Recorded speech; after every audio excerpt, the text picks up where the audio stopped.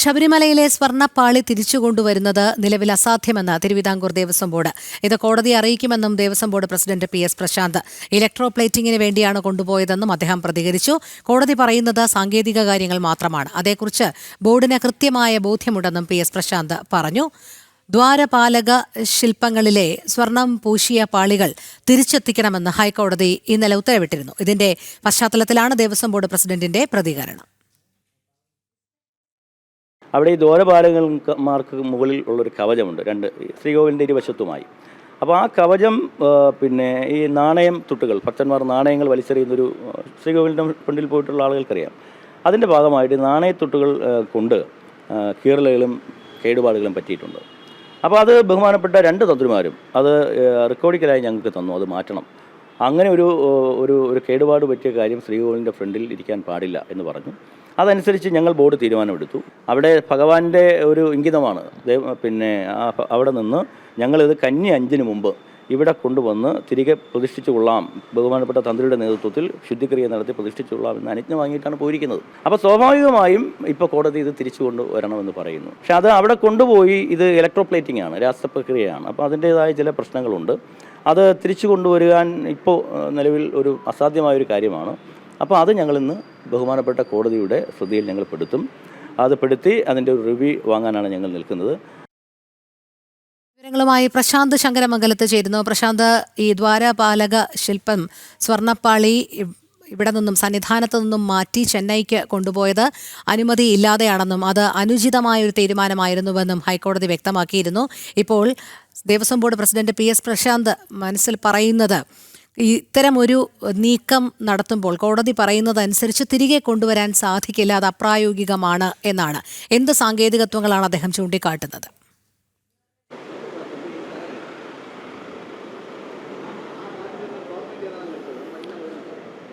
രോഹിണി, കഴിഞ്ഞ ദിവസം ഹൈക്കോടതിയുടെ ഭാഗത്ത് രൂക്ഷമായ വിമർശനങ്ങൾ ഉണ്ടാകുന്നു. അതിനോടൊപ്പം തന്നെ ഈ സ്വർണ്ണപ്പാളി തിരിച്ചെത്തിക്കണമെന്നടക്കമുള്ള കാര്യങ്ങൾ ഹൈക്കോടതി ഉത്തരവായി പറയുകയും ചെയ്യുന്നു. അതിന് പിന്നാലെയാണ് ഇപ്പോൾ Devaswom board president PS Prashanth മാധ്യമങ്ങളോട് പ്രതികരിച്ചിരിക്കുന്നത്. നിലവിലെ സാഹചര്യം അനുസരിച്ച് ഈ സ്വർണ്ണപ്പാളി തിരികെ എത്തിക്കുന്ന കാര്യം, അതായത് കോടതി പറഞ്ഞ ആ സാഹചര്യത്തിനുള്ളിൽ തിരികെ എത്തിക്കാൻ സാധിക്കില്ല എന്നാണ് ഇപ്പോൾ PS പ്രശാന്ത് പറയുന്നത്. അതിൻ്റെ കാരണമെന്ന് പറയുന്നത് ഈ ദ്വാരപാലക ശില്പത്തിന് മുകളിൽ സ്ഥാപിച്ചിരുന്ന സ്വർണ്ണപ്പാളിയാണ്.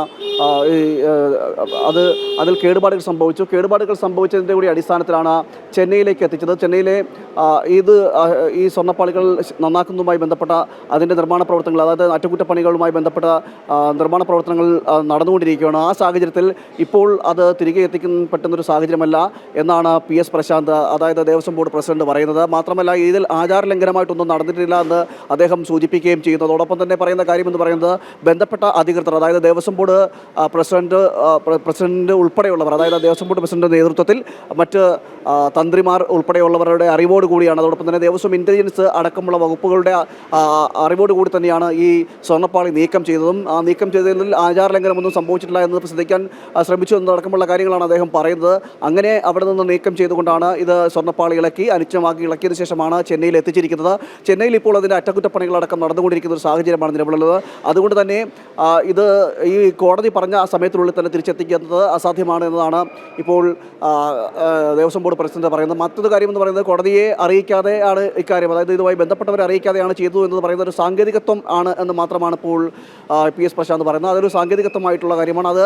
അതുമായി സംബന്ധിച്ച കാര്യങ്ങൾ, ഈ കൂടുതൽ വിവരങ്ങൾ അടക്കമുള്ള കാര്യങ്ങൾ ദേവസ്വം ബോർഡ് ഹൈക്കോടതി അറിയിക്കുകയും ചെയ്യും എന്ന് പറയുകയും ചെയ്യുന്നു. എന്തായാലും വലിയ രീതിയിലുള്ള വിമർശനങ്ങളാണ് ഈ വിഷയത്തിൽ ഉയർന്നത്.